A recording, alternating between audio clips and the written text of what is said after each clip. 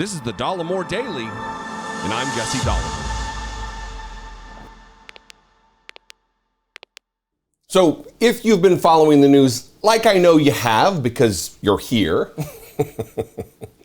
the news cycle has been consumed by the political stunt and kidnapping of dozens of migrants by Ron DeSantis, flying them from Texas to Florida and then on to Martha's Vineyard without their consent. Kidnapping.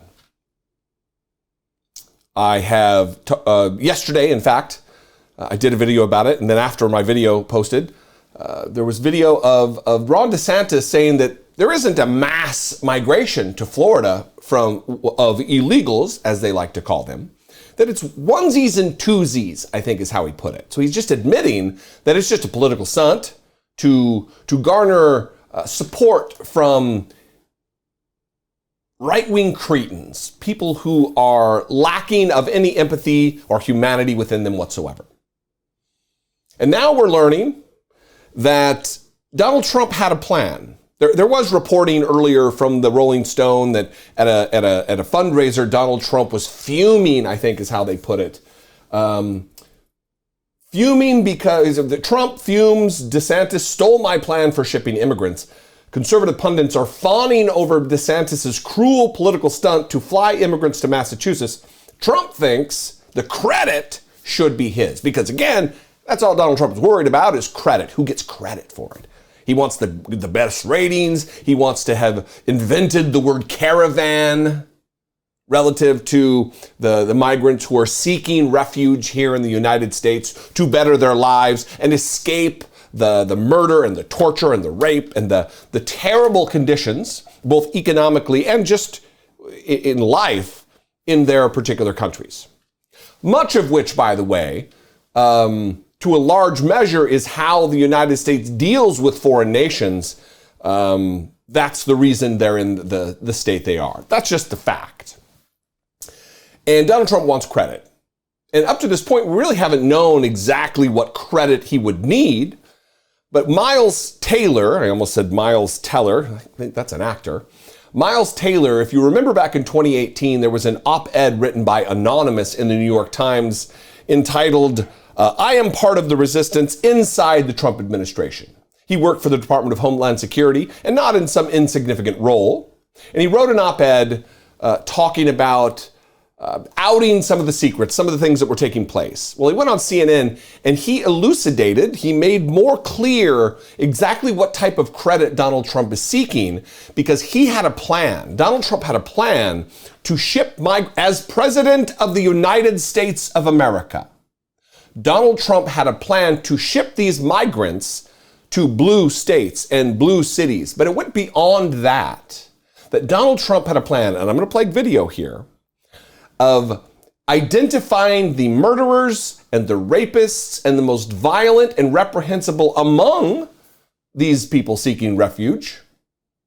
Because there are, indeed, it's humanity, there are bad people.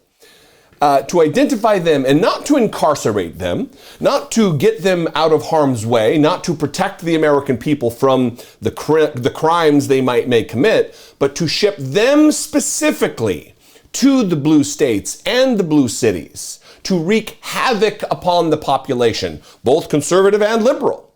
Because Donald Trump doesn't care. He cares about the optics and the chaos that he can sow for other political leaders on the other side. Here's Miles Taylor talking about it himself.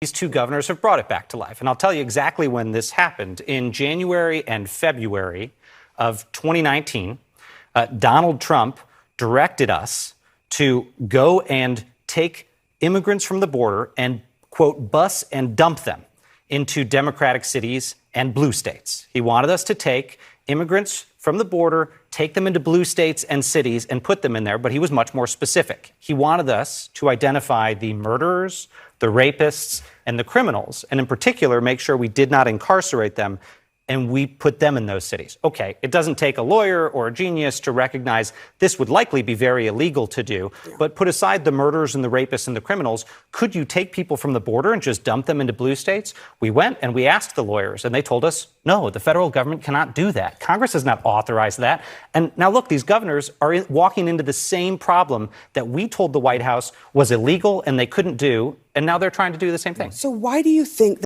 All due respect, Miles Taylor, I'm not willing to put aside the shipping of murderers and rapists into blue cities and blue states.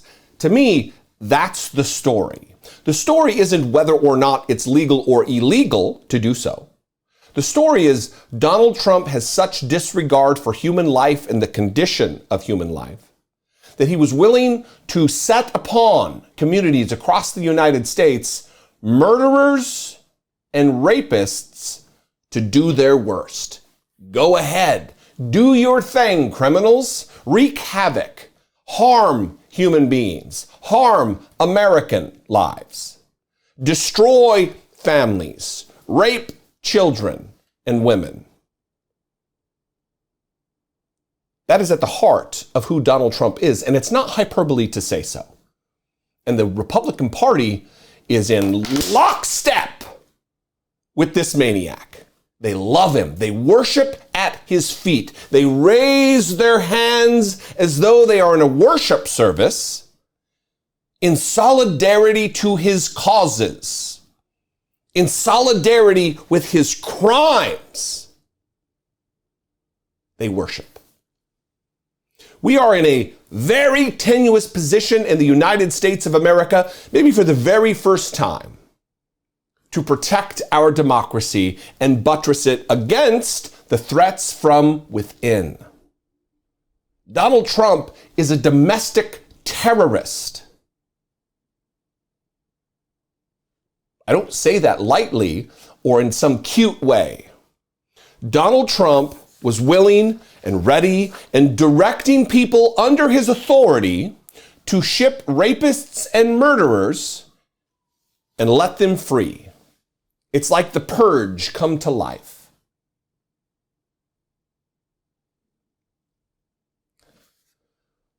We, for many years, have not been better than this. But this is our moment in American history to prove that we are, as a people, to reject this inhumanity, to do better, to be better. Not with our words, not with flapping our lips about American exceptionalism, or this is not who we are. Words are meaningless. We need to demonstrate it. And how do we do that? Through voting people in who are worthy of leadership, who are worthy of the charge, who are up to the task of righting the ship and making America what we want it to be. And you can be a part of that. Your neighbors, your friends, your coworkers, your family, they can be a part of that.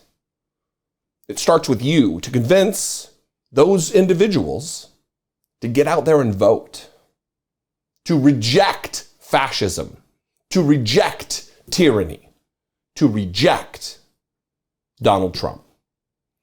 I'd love to know what you think. You can call, leave me a brief voicemail, 714-576-4054. Of course, you can email me, daily@dollemore.com. I would absolutely love to hear from you. You can also get to me on social media. I'm at Dollemore just about everywhere. And if I do something that you appreciate, if I bring value, if I'm a valuable person to you in the YouTube political commentary landscape, please consider, if you are in a financial position, to support my work and help take part in the mission of this program, which, it may seem lofty, but I am but a cog in the machine to protect American democracy, and you can be too. I hope you will. Click the join button, become a channel member, $1.99 a month, or you can go over to patreon.com/IDoubtItPodcast. I love you guys. I appreciate you very much. We are partners together in this. I'll see you next time. Until I do, be genuine. Take care of one another.